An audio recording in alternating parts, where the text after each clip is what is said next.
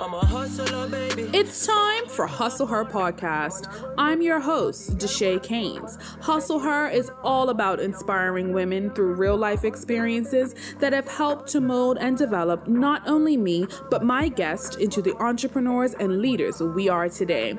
If you're an enterprising woman determined to succeed and looking for a bit of motivation, a bit of tough love, and some actionable takeaways to be the best you, girl, you are in the right place. Welcome back, guys, and we are here with the lovely Chelsea Warren, who is the CEO of Uptimum Body. Yes, that's me. Yes. How are you today? I'm doing well. I'm so glad that I caught you while you were in Bermuda. I know. I normally come in and dip out. Yeah. I love that jet setting lifestyle back and forth. So where are you based? Atlanta, Georgia. Nice. So, I was in school in Huntsville, Alabama. Mm-hmm. I did my bachelor's in accounting at Oakwood. Yes. Oakwood. HBCU. Then I went to Alabama A&M and I did my master's. Mm-hmm. Then I got an opportunity. I did the OPT program. Mm-hmm. I don't know if you guys are familiar with that. I am, but say it for so OPT basically after you graduate, the United States, they give you like a year for you to do like a work visa. So if you are listening, definitely tune into that. Mm-hmm. And then I was offered the opportunity to go to Atlanta, Georgia to become a senior accountant. Mm-hmm. So I was there for about a year doing that, and then my business took off there. Yeah. So what made you start the company? Business? Yeah. Okay, so 2017, I guess, when you're in college, you're starting to find yourself. You go through a lot of different things, whether it's dating life, relationships, friendships. Yes. And I feel like I was kind of finding myself. I was trying to find myself. Mm-hmm. And I was going through a lot of things, family, all of those things. And I was using the gym as like an outlet. But for the gym, sometimes it's hard to be consistent. What with anything? Agreed. So you need some type of motivating factor to push you. So I remember saying to my cousin, I was like, if I come up with maybe like a fashionable gym line, then I would just go. Mm-hmm. I wasn't thinking about starting a brand. I wouldn't think about like a mission statement, a look, none of that. I just really wanted to design this collection. So for graduation, I asked my mom, can you get me a Louis Vuitton bag? I don't know why I asked her because she's not that mom, but I really wanted one. I felt like I got straight A's, like I was good in school, so hand me my bag. There you go. So in terms of me telling her that, I also told her that I wanted to design this collection. So for graduation, I happened to get the money to like fund. Nothing like a little graduation gift. Exactly. We got pure money for our graduation gifts. So that's just kind of how I started to, it basically was like the gas. Because I had an idea. I didn't think about anything like branding, but my mom, she saw the value and she kind of just saw what it could be if I really did this. And, it started me from there. And I wanted to give up the first time. And I guess we could talk more about that when we go into. But, I fell in love with my brand. I fell in love with just motivating others. That's kind of how I've always been an entrepreneur all my life, though. So selling popcorn, selling lemonade, I had waist beads, always selling something. Yes. And that's that hustle driving. Yes, I got it. So like having that, and then it just propelled me to kind of go further. I couldn't stop thinking about it. So that's just kind of how I started. Okay, then so walk me through how you got to the name. Okay, so initially I just thought I was going to start this collection, sell it, and go about my day. Because at that time I was starting to be an accountant. I was thinking about doing my CPA and all of those type of things. Focused on corporate life. Yes. Corporate life, that was me. But I took myself to New York by myself. Well, I went with a friend and I met her there, but I literally went alone. I had to research. So I knew I wanted to design this collection. I did a lot of research. I found out that, so if you're listening, if you're in Bermuda, the best place I think to go is to either New York and LA domestically because USA domestically, because you're able to go directly to these manufacturers, talk about different things, like really be hands-on in the process. But I did what I had to do. I paid my money. And when I got the samples, because you pay a lot before you get the actual production. You have to pay for the samples. When I received my samples, I was discouraged. I said, I'm not doing this anymore. Oh, why? Because when the samples came back, the fabric was cheap. It wasn't what I envisioned. Yeah. And that's one thing about entrepreneurship is that you have to have that tough skin and you kind of have to have that drive. That's why I tell people all the time, do something you love. Yeah. So that's kind of how I knew that I loved it, because in the midst of me being discouraged, I couldn't stop thinking about it. So then I just stepped back and I said, maybe God is trying to teach me something. like maybe I need to lay the foundation. And I just taught a class last week on laying the foundation for your brand and your business. Oftentimes we think we can just have a product and that's just salad, but what is your mission? What is your look? What are you trying to bring? What do you value? Are you bringing a need? Are you bringing something innovative? So I took a step back, and that's kind of how I started to figure out what is it that I want to come out of this collection. At that time, I was designing a 90s collection. So at that time, women were powerless. They were fearless.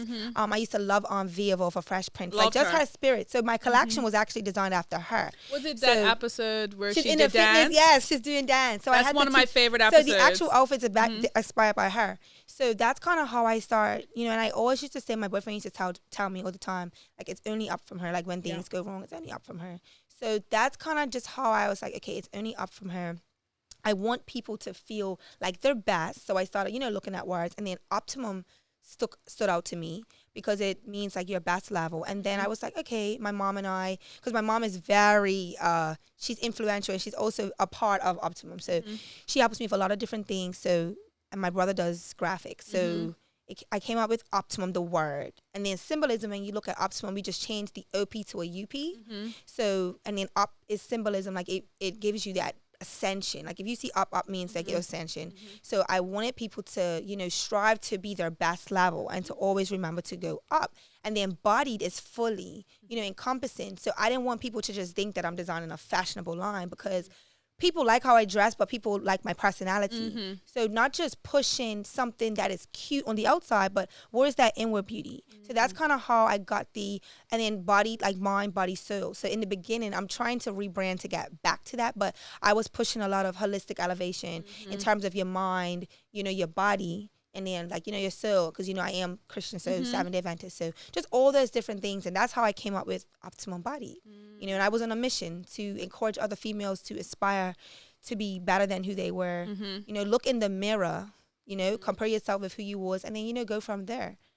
So, and when you see people in your clothes, like, how does that translate to women wearing your clothes? I actually, when I see people in my clothes, I actually get very nervous, which people wouldn't think that I do, but I really do, because I believe that they're trusting my brand. But that's why I try, when you get your packaging, you got all those different things, it's a reminder of what this symbolizes. Because you can wear something and then the symbol has, the heart in it, has a fist, it has the weight, it has all those different symbolisms of, ascension and, holistic elevation. So when I do see people in my gear, majority of the times, when I see them, we're actually getting those conversations about, where they are or something. They'll come to me like, you inspire me so much. So just knowing that, and that they're wearing that, it makes me, smile. No, I love it. I love the fact that you got your samples and you were like, nope, this is not it. I love the fact that you took a step back and didn't just push out crap just because, right? Like, I think being an entrepreneur right now is cool, right? Everybody very popular. Yes. Okay. Everyone wants to be an entrepreneur, not realizing that it's a lot of work. And you have to really be passionate about what you're doing. So like, I absolutely, and that's one of the reasons why I wanted to have you on the podcast, because I remember seeing on your post one day, something was delayed. Everything, always. And I remember you saying, it was on your story or something, you're like, I'm not putting out something that's not good. No. And I think it was like a week later, I'd actually to be on my podcast, and it was literally that thing right there, because right now, like I said, it's trendy to be an entrepreneur. People just want to make money. They want to. It looks good. It looks good. Because they see you on vacation and you've taken 2 months off, but they don't see the backside of it, right? They don't see all the hard work and, and I didn't know that you took some time back to focus on the brand. Like, that part of it is really important. I had to. So no, I genuinely really, really appreciate that. But what would you say is your favorite, like, aspect of being an entrepreneur? Definitely the freedom to create, the freedom to put what you're feeling into something and get other people on board. The ability to live, like, the financial freedom. Now, financial freedom is funny because you don't get that. Like, initially, people, there's no money in the bank right now. Like, what hustling? You're spending more money than you're actually making. And when I took my master's program at A&M, one of the things they said that a lot of businesses fail after the year 3. And that's because due to finances, you're putting your all into something. And especially for me, not being American, I don't have the capital. Everything had to come out of pocket for me, so those things. But overall, I just love to create. And I feel like I have endless opportunities. Like I've been speaking and motivating. I've been designing clothing, and then the clothing, pushes me to help others. So now I'm teaching classes. So I'm just like, it's endless. The opportunities are endless. And being an entrepreneur, one thing is that entrepreneurs, and I learned this in class, and I don't really like to talk about this because it's a big debate, the difference between a small business owner and an entrepreneur. So entrepreneurs are definitely go-getters. They're visionaries. Yep. We're constantly bringing something out. We're problem solvers. We're coming up with solutions and innovative things. So those are all the things that encompass me and make me, as nothing that I don't want to do. Yeah. There's always something new I'm thinking about. Entrepreneurs are thinking of the next biggest thing. We're not just sticking to one thing. It's different avenues we're coming out with. So I love the creativity. I love the freedom of it all. Yeah. But it's a lot of risk. A lot of risk. I mean, and most people don't see that side of it. They just see I love those memes that are like, people just see success and they don't see all the other things that are underneath it. And so actually, I never thought of it like that. There's a difference between a small business owner and an entrepreneur. Is. And I 100% agree with that. It definitely is. And that class was a great debate because initially you don't think so. Everyone thinks that they're an entrepreneur, but entrepreneur is like a mindset. It's a lifestyle. It's a lifestyle, yeah. It is definitely a lifestyle. And that's kind of how I kind of transitioned from not being, because the thing is, with me not being in corporate, it wasn't like a decision that I made. It was just, my visa had ended. I was out there. What am I going to do right now? I didn't want to come home yet. And then I just started to, my business was, and the crazy thing is that my business was actually incorporated in Georgia way back in Huntsville. So I didn't even know I was going to move to Georgia. It just so happened that the person that was, I can't think of the word right now. My registered agent actually has set me up in Atlanta. So, yeah. Well, everything happens for a reason. And then look at where you are now. So are you still doing any accounting? Are you full-time? No, I haven't done any. Like, so after my visa, I don't even do that. Oh, wow. I don't even do that. So once my visa ended, it's crazy how God works because while it was ending, so I was working till like 3 a.m. I was so tired. And then so I would go to work from like 8 till like 6, 7, 8 sometimes, and sometimes knocking off at 3. As soon as I knocked off, I started to work on Uptimum. So my hustle was different. Like, oh my gosh, it was so different. I wanted it so bad. And when you're manufacturing isn't like wholesale and boutique clothing. Manufacturing is from sketch to sampling to fabric sourcing. You are like in charge of every single detail. And I had paid someone, I had paid someone like a substantial amount of money. This had to have been, so when I first started, I was in New York. Then for a birthday trip, because like some things look like, okay, she's going out for trips. No, I'm going to work. So my second birthday, so I was turning 22, I believe, I went to LA. They had a fashion retreat. And that's one thing to the listeners out there. If you are trying to be an aspiring entrepreneur or you're trying to start a business, try to like research and get in with like maybe an ebook, maybe there's conferences, like try to get in with a few of those things because that you don't know who you will meet at those places. So the first time I failed with the New York manufacturer, I took a step back. I'm like, I'm going to work on my brand. I still had the patterns. On Shade Room, they was posting a fashion retreat. And I'm like, let me go to this. Look at the Shade Room giving us little tips. And it's in Cali. Yeah. And it was in March 10th. My birthday was the 12th. Okay, so that's what I'm going to do for my birthday. And I went and I took my patterns with me because I'm like, I'm going to find somebody today to make these. I was amped up. I had got my name. I was like, okay, we're doing this. So I got there, and one of the classes we took was a manufacturing class. They actually put us in with a manufacturer. So we got to see firsthand what they was doing. So I took my samples there, and I asked the lady, like when everyone was eating their lunch, I took my patterns to the main lady who ran it. And I said, hey, like, would you guys be able to make my patterns? So she was like, oh, these are easy. Like, yes, I can make these for you. So I was like, oh, my goodness, thank you. So I started working with someone else in LA. Months go by. I don't know what situation happened with the owner of the retreat and her, but I got a response like, hey, we can, after I paid for my samples, I had shot a video in Bermuda with Bermudian models at the ice cream double dip. It was so beautiful. No, I just had to get my production, like my products. When I went to order my products, the lady was like, we can no longer work with clients with you. And I'm just like, after I paid all that money for my samples, are you serious? I kind of went back into that. So entrepreneurship, you have to be you have to be ready for importation fairs, which aren't fairs, the lessons, but you have to be ready to like keep going despite those. You know, you have to have that spirit. So I took a step back again, and I'm just like, this is not working. Like, maybe this isn't for me, but you know, people were still, like, I had put out a little bit of like wholesale items, which is called private labeling. So if you just want to start off, put your logo on something, it's called private labeling. So I started doing that, and people were loving the stuff I was bringing out. But it wasn't fulfilling me because I didn't get to manipulate it. Right. I couldn't do the colors. It wasn't mine. Like, you know, I wasn't too pleased with that. So I came back from LA, and the lady told me she couldn't do it. I had just shot a whole campaign in Bermuda, so now I'm upset. Okay. Because you lost money. Lost money, whatever. But I guess I was getting me more followers or something because people were still waiting for it. Right. And then now it's 2019 because I haven't put nothing out there yet. I haven't had a website.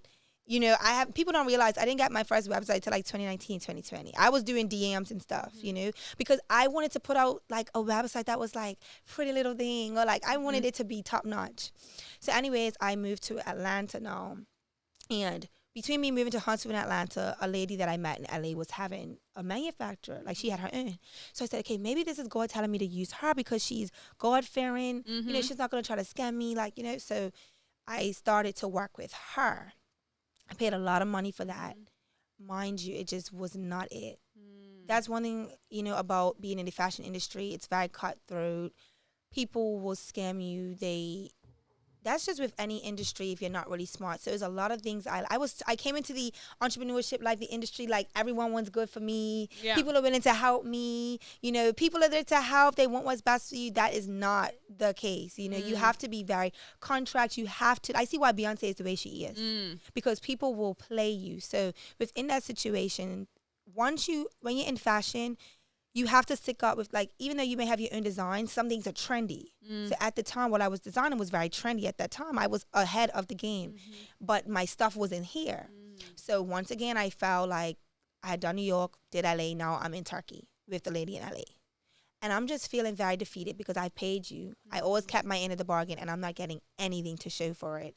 So in the midst of me feeling very defeated, I had a sketch from Alabama, the two-tone sweatsuit. It was a sketch, just a sketch. And I'm just like telling myself, just try to get yourself relevant. Try to network in Atlanta. You're in Atlanta. What's the worst that can happen? Try to network. Okay, you lost some money. You don't have your product. Try to network, get your feet in the door of certain people. And then put out this sweatsuit just to get people to just know who you are. Yeah, wet the whistle a little bit. Yes. Yeah. So I remember this gentleman in Huntsville that reached out to me. He had seen what I was doing. Because, like, people don't really know what you're really going through. I don't really care what anyone says. Like, things look good all the time. But people are really going through things, especially entrepreneurs. So shout out all my entrepreneurs out there. There you go. So I had messaged him because he told me he had a manufacturer. So I reached out to him. I said, hey, I would like to do some shirts, just a shirt sample, a sweatsuit sample, and some socks. I just need to get my brand out there. Wow, the intricate, because I really design, like, people think I probably just do sweatsuits. I have a whole lot of fashionable items that I have not done yet. So he was like, okay, I'll do it. So I paid him the money for it, and I'm just, you know, working as an accountant, stressed. I'm upset that my real designs that I paid over $10,000 for was not her. Oh my gosh. Communicating them, arguing with them. I'm just like, okay, whatever. So December 2019 hits. I received a shipment, and it was the two-tone sweatsuit. And I'm like, wait a minute. God, I know that I've been trying to work since 2017 to find a manufacturer, and then these sweatsuits are just bomb like this? Yeah. Like, but then I was questioning a little bit because I'm like, it was different. I was like, I don't know if people's going to want to walk around with a two-tone sweatsuit, but I know I would. Right. So I remember I just literally said, let me just see how my followers feel about this. So I took a video, and I had shades on. My hair wasn't even combed. I had the hoodie on. I remember this. These black shades, these reflector heels, because I had just shot a campaign for the other items. So I shot one of my stuff in Bermuda, and then my second manufacturer I shot in Atlanta. It was so dope. It was like futuristic. It was bomb. Then I tried these on. I posted this on my Instagram, and everyone was just like, when is this dropping? Fire emojis. And I'm like, wait a minute.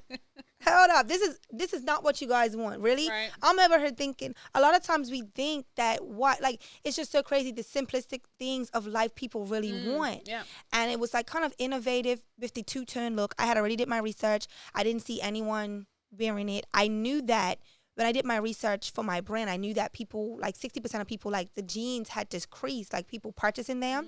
People were buying leggings and athleisure wear. So I knew that this could be something. And joggers and those types of things. Yeah. So immediately I knew that I had something. I knew it was like a spark that just came over me. And my mom was the person who initially just invested. Like she was like, let's just do 7.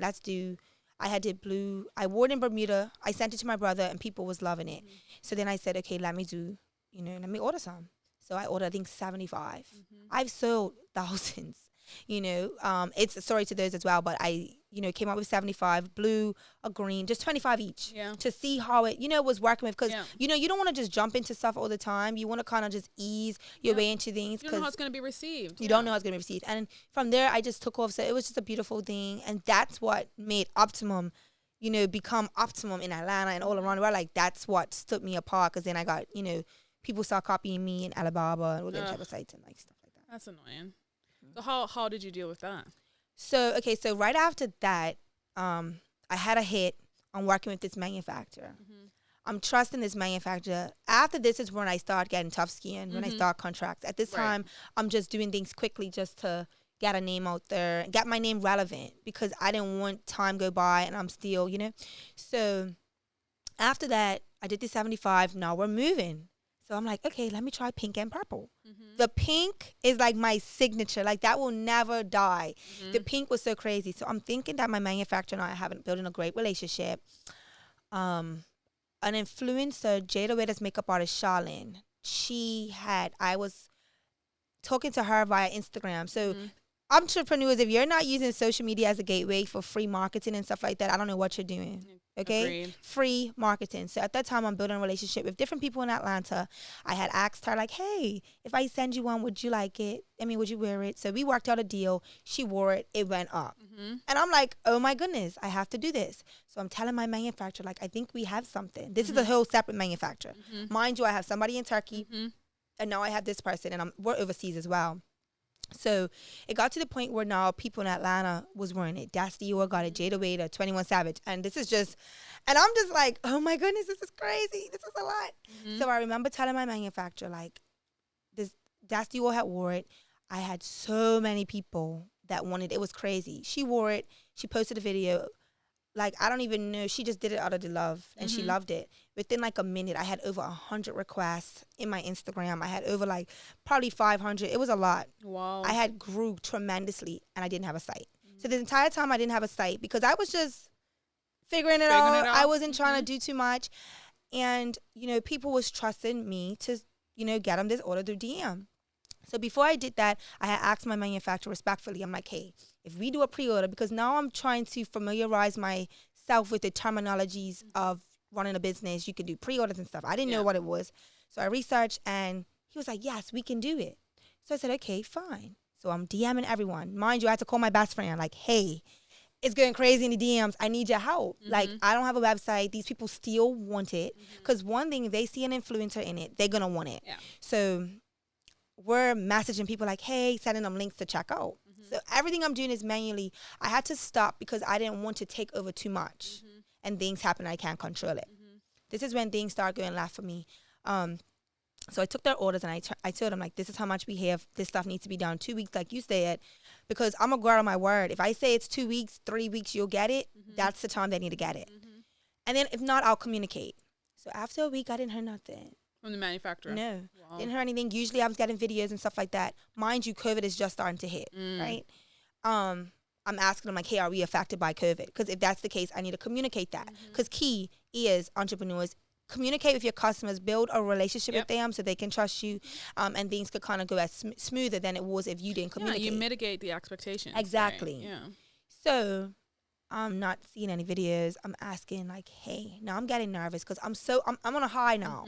Because people are mad, like, they're loving my brand. And when things are going like that, you want to kind of keep with it because that's where you kind of make your money. No response. Then I was getting responses like, okay, I shipped it. You shipped it. Where is it? Because now it's 2 weeks. So mind you, I was kind of communicating with them, but he had told me to ship. So I said, hey, the items have shipped. And everything I was doing through the app called Klaviyo, like email marketing. So it was working for me. Nothing. After 3 weeks, nothing came. And I had to refund. Like just these, I have really like integrity. I'm very like morals and values. I don't play about that. So I literally had ordered double. So for example, say if I had 100 orders, I put in 200. So the actual profit, I had put everything in. My savings, like I knew people was going to mess with this. So I'm like, I'm going to put my all into this financially. Okay. I would never do that again in my life, but I was new to it. Yeah. So I had told him to make so many of them, and then he didn't come through. Oh my God. So that was like my biggest scare, my biggest fear. But I refunded everyone. It took me maybe like a few weeks because it was a lot of money. Okay. He didn't even give me the money back. I asked him, can I have the money back to give these people? He didn't give it to me. So I had to refund every single person their money, and I was communicating with them. I was thinking, because I didn't have a site, because this stuff didn't come, everyone was going to kind of, note me as a scammer. Because word of mouth travels really fast. So you have to be important with other marketing that you're being, you're making sure that you're dotting those I's and crossing those T's. So I was communicating with them. I actually had to send a final message like, hey, didn't go into too much detail, but I just let them know generally what had happened. Instead of people, that's how I always knew that God was on my side, because instead of the people, and these are like Americans as well, people around the world, instead of them messaging me like, you're scammer, they were sending me like prayers. Wow. And messages like, keep going, we love what you're doing. And I literally broke, because I was crying so much every week because nothing was happening. And I broke down in tears. And, just having that, just understanding that I built this foundation, the people they built a relationship with me. So they was able to kind of understand, and they trusted that I was telling the truth. And then after that, I had to find my own manufacturer. And that's like, that happened in 2020. This is 2022. I'm just being able to kind of come back from that, because I had to find manufacturers to make my stuff. And mind you, while he didn't provide me any product, Alibaba, AliExpress, boutiques, they had all got my exact design. They was using my face, and they was selling my product for like half the price that I was selling it for. Yeah. So Alibaba, where you get wholesale price stuff from, they had people selling my stuff. So of course, some boutiques shop on AliExpress. They shop on these different places. They were selling them. Wow. With my face. So it's not like they was just taking the product. They was using my face, my marketing. Every sweatsuit I dropped, they was like coming up with the color right afterwards. I didn't know how to deal with it. At first I was getting very depressed because I didn't have any product. Yeah. But they're selling my product. Yeah. And I was literally the first one to do it. So I knew I had brought something to the market that was shaking it up a bit. I was proud, but I wasn't able to really benefit off the initial, investment they were. I didn't have a manufacturer. I had to fire him because he was also making my designs for other brands. I was going to say, you had to have. So, and what happened was, that was funny. So like, this is all happening at the same time. What happened was, mind you, while I was waiting for this stuff, I'm asking God, like, God, I don't know what's going on. Someone from overseas, this is like in a whole different continent, was writing me on Instagram. And I kept saying, like, why is this person writing me? Because I got a lot of messages, and I'm just deleting it. And I finally opened one at this time, the time when I wasn't getting the inventory, and I'm messaging him what's going on. And this person writes me like, hey, do you know this person? And I'm like, that's my manufacturer. He was like, he's making me make your stuff for other people. He's sending me your photos, your videos. And I'm just like, what? Are you serious? I broke down in tears. I was like having panic attacks. I was so upset. I was like, are you serious? I just remember the feeling I felt. And I was like, are you serious? Like, wow. He's sending me the videos and the screenshots and everything. And I'm just like, wow. So on top of you not giving me my products, on top of you not, because I told him I didn't want to go to China because I didn't want people to duplicate my stuff quick. But you was doing it. You was making my two-tone stuff for other brands and just putting the logo on it. And, it was very upsetting. It was a lesson learned. We did have really great, I thought we had a great understanding and relationship. But that's why you always be on your P's and your Q's, and you always have contracts. You always make sure you do things the right way, So it kind of just trickled down. And after that, I had to find manufacturers, And that's a whole nother story as well. I hate to say it, but I mean, I'm an entrepreneur. Lara's an entrepreneur. I think everyone gets burned. Yes. Everybody gets burned. And it's unfortunate reality of being an entrepreneur, but I promise you, the things that I do now in my business when it comes to contracts in particular came from getting burned. Yes. 100%. That's where you learn your lessons. Absolutely. Okay? Like, especially when you're dealing with certain types of people, it forces you, because we have very similar upbringings, right? You trust people. Yes, instantly, of course. right? And then Bermuda-wise, we're not getting as much as like in America. We think it's dog eat dog world. No, out there is it's a different ball game. You know, a different ball game. And you're also dealing with people in different areas that, you know, you just can't reach out and say, hey, so and so, your daughter owes me money. Right. You know what I'm saying? You can't do that, right? And so sometimes, as much as it stings, I remember those tears. I remember, you know, having to give people back money that I didn't have. So I get it, but sometimes in entrepreneurship, that sting means that you never want to feel that ever again. And experience, they say all the time, experience is your best teacher. Certain things you're not going to learn in school. I didn't learn that. I mean, you probably heard about it. Like, I did take business law, but, you know, overall, like, a lot of the things that, you know, I do now, like you said, came from getting sting, getting burned, and the lessons, you know. I actually wouldn't regret any of that, because after that, I had to go out, because a lot of these people were saying they was manufacturers, but they was really the middleman. Yeah. So now I am dealing directly with these manufacturers. I have been scammed by them. So like right after that, he did eventually send me my products that I paid for. It did really good, but I couldn't work with them anymore. Yeah. I literally had to tell myself, because I'm a person, I give chances, but I had to really look at everything and was like, no, you cannot. You cannot, Chelsea, because I knew I needed it, but I'm like, you can find it yourself. You're resourceful. So manufacturers were reaching out to me, and I remember I started working with, I picked like 3. I got samples from them. The one I chose, we eventually got it right. And I put an order from a big order. I think it was over 250 sweatsuits, pink, because that was popular at the time. Let me tell you, when I received that shipment, I looked at it and it was not the same quality. Like the quality that I got the sample for from him, he sent me a whole, I don't even want to say the word because it's like what makes my sweatsuits different, but he sent me a whole different, it wasn't it. It was cheap looking. And I'm like, I couldn't get the terminology because I didn't know what it was. But eventually I learned it, and I was like, sorry, you really like gypped me off. So I had to give 50% off of that because it didn't work. And so I took a big loss with that. I took a lot of hits, hit after hit after hit. And I started to do things the right way, and I was still getting hit. But I mean, I trust in God's timing always.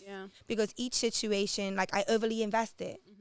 You know, initially I should have stuck to what I did before with the 75. And, you know, I decided like this is popular, let me overly invest. And, you know, I took a loss doing that, but I learned, you know. So you would say that that was your biggest learning experience? That whole, that first, the person I worked with initially was my biggest learning experience with dealing with people and, you know, relationship building with my business. Because we could be cool. Yeah. Okay, we can be cool, but when business isn't, we're talking business. And it's no, like, it's business. And that's what I had to learn. And like I said, I love watching how Beyonce, like, I put up a video at that time, and she was being very stern. And people always wonder why, because things need to get done. And people will take, you know, you for granted and stuff like that. So I learned a lot with, you know, being a business, and then being a female. And a black female. Black female in this industry. I'm overseas in the countries where women are seen, not heard. So for me to say, this isn't right, do it over, or this is not how, no, dictating, that's not flying over there, you know? So I had to also try to find my balance in making sure that I'm heard respectfully in that country, you know? And I had to take a step back and be like, what did you do wrong? How are you dealing with them? Because, you know, you have to understand you're in a whole different country. You can't just go up there like, hey, I'm her. Yeah. And this is what I want. Yeah. So. Amanda's daughter. Yeah, exactly. Because my mama had to get in a lot of times, you know. There you go. So let's go into a little bit of marketing. So obviously you have your own brand like Chelsea Warren. Like, how do you market the business separately to what you do to yourself? Okay. And that's a good question, because when I first came out with my brand, I actually didn't even say it was mine at first. Because I was kind of scared of, you know, you never know, you have haters and people wouldn't support because it's you. So I didn't attach my name to my brand at first. Mind you, while I was in Alabama, I've always been taking pictures. I've always been on Instagram. Yes. I remember people used to be like, why does she post so much? Like, I love taking pictures. But mind you, while I was posting my stories, different things I went through, my pictures, I was building a community of supporters that it sounds funny because like for me to have supporters, it's funny. But I was building like a whole community. So when I did put out my brand and finally say it was mine, those people literally just flocked towards that, my brand. Now I try to separate. Like I still use my name to market Uptimum, but with Uptimum, I wanted Uptimum to kind of have their own community and their own voice and its own identity. So with Chelsea Nizana now, this is my first year where I'm actually going to be doing more branding for Chelsea Nizana, and using that to be more of an advocate for certain things that I went through, whether it is entrepreneurship or just being a female or woman. But Optimum Body with marketing, they have their own different marketing strategy. So you will see I have an influencer marketing that I learned in Atlanta, where you are using, influencers, celebrities, if they're reaching out. Sometimes you do send things for free. There's a lot of times I sent things, they wanted it. And I'm just like, okay, I remember when Das and Jada, they had gotten my items. It was through Charlene, and I had one. The ones they wanted, I literally had one each. And I'm like, look, I got it again, And, with Charlene, I used, we worked on something, and then she got other people to wear it. So sometimes, like, you think, like, oh, I don't want to give somebody something for free. But sometimes they can push your brand farther than you think. And in Bermuda, I noticed, like, when I talk to other entrepreneurs, they feel like, I can't get my stuff in America. I can't. Well, with influencer marketing and social media, yes, you can. All you have to do is find the right person, because you can't always just send stuff just because someone's a celebrity. They kind of have to match your brand. They have to, be into what you're selling. Right. So it's not just, like, fake marketing. Like, I know the people who wear my stuff, they genuinely love my stuff. So in addition to influencer marketing, I do a lot of social media, like reels and TikToks and all of those things to keep your customers engaged. Yeah. But I also do that with Chelsea Nizana. Chelsea Nizana, I don't use influencer marketing. I use more so of the social media, TikTok, Facebook, reels, all this type of stuff. So it goes kind of hand in hand. But overall, I like to keep them separate, but they are together. Unfortunately, not unfortunately, but it is something that's like together. And if you look at like Jennifer Lee, I love her. She's like one of my mentors. She actually has her brand, her personal brand is with her business. Yeah. So sometimes it works. Yeah. So it just depends, right? It depends. Like, depending on if you have a product and or service. Yes. Like sometimes in like the service entrepreneurship, sometimes people just want to hire you, not your brand. Right. And that depends what you're doing. So like for me, I'm into fashion. So I have a new boutique coming out. It's Chelsea Nizana, right? It's specifically, so Optimum is more of me Monday to kind of Friday. I'm working. I need to kind of go to the gym. I have clothes that I can kind of go to the gym and go to the store and I can run errands, boom, boom. But then there's a different side of me, fashionable side of me, that I don't play when I step out. I'm going to eat the girls up, okay? Friday, Saturday, and Sunday, whether it's church, whether it's the brunch, like that's me. So I have a whole new boutique that's about to launch, but that goes more so with, that's more going to be with Chelsea Nizana, you know? So basically, I like that differentiation of, my two brands. But that's serial entrepreneurship, right? Exactly. It's when you're an entrepreneur, an authentic entrepreneur, you see avenues where you can build from other things. Yes, and that's what I say. The difference between a small business owner and an entrepreneur. Absolutely. Okay? Like you can be a serial small business owner and just buy up other businesses that can run themselves. But I actually really like that distinction. But being an entrepreneur is seeing how you can morph brands into more that represent you. Exactly. And that's the best part of entrepreneurship, I think. Yeah, I love it. Yeah. No, I absolutely love this. That wasn't even what I was going to say next, but it worked. It was great. So in terms of like inspiration and like what makes you, how did you feel confident enough to say, you know what, I can do this? Like, wow. Was it, family, friends? Like what was that? So, off the strength of just my parents, since day one, I feel like since I came out the womb, my mom's had me on a stage speaking. Doing public speaking. I did the Primrose concert when it was. I've spoken at church. I've always been, my mom, I don't know if she just saw like a Chelsea in the making like this. I don't know, but my parents always, pushed me to do, I guess, what it is that they saw gifts and they saw talents. And I just was blessed to have parents who, saw my gifts and pushed me to do that. Like, my brother's a football player, so, they definitely have pushed him to, go to training and stuff like that. For me, I did Toastmasters entertainment, so that was public speaking. I learned how to really articulate my words at a young age. Then it came to me, they saw that I'm an entrepreneur, like, they saw I like to sell things. So I did Beers Camp when I was like 15. I won that out of overall, like, older people. I won. My business plan won. Different things like that. And I did GYLC, Global Youth Leadership Conference. So, like, all of these different skill sets help propel me to who I am today as an entrepreneur. They also never forced me to do anything that I kind of didn't want to do. I did do a few things like piano. That was nice. I didn't really piano too, want to do it, but my mom, knuckles. I hated it. I used to get that. So my mom put me in stuff like that, but overall, I knew they saw a gift of me. Like, they saw that I was into business and selling and marketing. So I got to do a lot of things at an early age, and that's what I love to do. And so, my mom, that's why when I asked her for a bag, she was more reluctant. Like, she didn't really care about a bag. But when I told her I want to do a clothing boutique, a clothing brand, she was more so into, like, I'm gonna support that. And so, like, me being inspired from a young age, it came from just having that family who pushed me into my gifts. And I just always loved selling stuff. I don't understand. I've had waist beads. I've sold so many different things. And I think I just love being able to market a product, something that's needed or wanted, being innovative. Like, all my skill sets from marketing to creating all go hand in hand with entrepreneurship. So that since day one, my parents saw it and, put me right to the test. Yeah. And so all of that upbringing, that, being in charge, premiers, concert, all of those things that propelled you to where you felt the confidence to launch your own brand.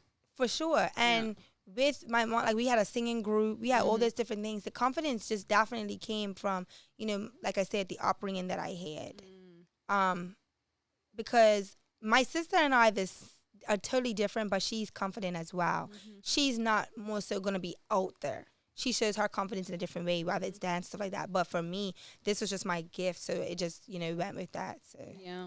And so how does success look for you for not even just this one business, for the businesses? Like, what does success look like?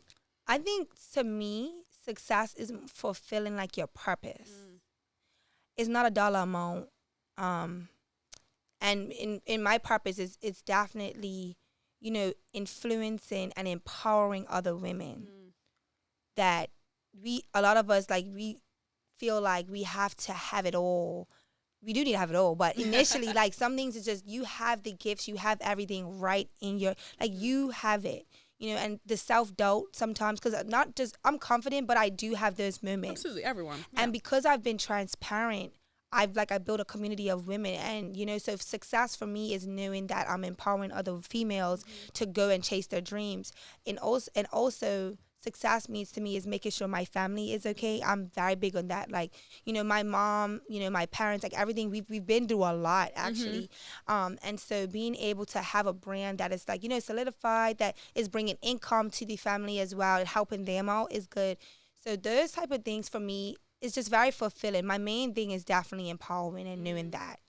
And I can tell that I'm not, I would know that I'm there. Like, I don't feel like I'm there yet because of the things that I want to do. Absolutely. The women that I want to actually help and be more hands-on with. I'm not able to do that yet because I'm building my brand. And sometimes I have to remember that we have to make sure that we're straight sometimes before, you have to help ourselves before we help others sometimes. Absolutely. So I'm also learning the balance between the two because I'm also, I overgive sometimes and I tire myself out, and then there's nothing left for Chelsea. So this year I've actually been practicing that word called no. It's hard. Trust me, it is hard. I've been practicing to use that word no when I can't. Or, like, I'm emotionally drained, or I'm drained right now, I can't, or I don't have the mental capacity to deal with this right now. Like, I have friends that see me. I have best friends that see me. So, like, I have a friend, like, if she wants to talk sometimes, if she feels like I'm stressed, she'll be like, Chelsea, can you take this on right now? Which I'm very blessed to have people like that, because some people will just throw on their problems and stuff like that. But overall, like I was saying about success, I could tell, like, I'm gradually getting there. But when I'm able to be a bit more stable, then I can, like, really, really fulfill my purpose. But you do need the funds, you do need stuff like that to make things happen. But Yeah, the hustle and the grind is definitely something that you have to do initially, but you do it so you don't have to work like that forever. Exactly. Yeah, but I mean, I definitely will say this, like, take the time that you need to recharge, however you recharge. Have to recharge. Like, I know, for me yesterday, I did nothing. And I was okay with that. Like, I don't think I've ever been comfortable in my life until recently to just kind of sit back, chill, and do nothing because you're just always on the go. Yeah, you have a checklist. You're like, this has to get done. This has to get done.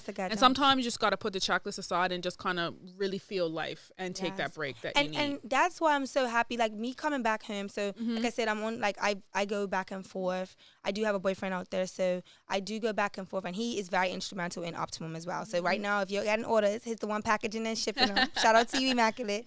So, but me coming home for this amount of time, I really kind of taken for granted just the island that I come from. Oh, absolutely. And I literally, this trip, me being home, I am working at Youth Sport right now though, but me being able to like go on a boat, go onto the beach, relax, put my feet. Take it for granted. You know, we take it for granted. And I didn't even know that I needed this recharge.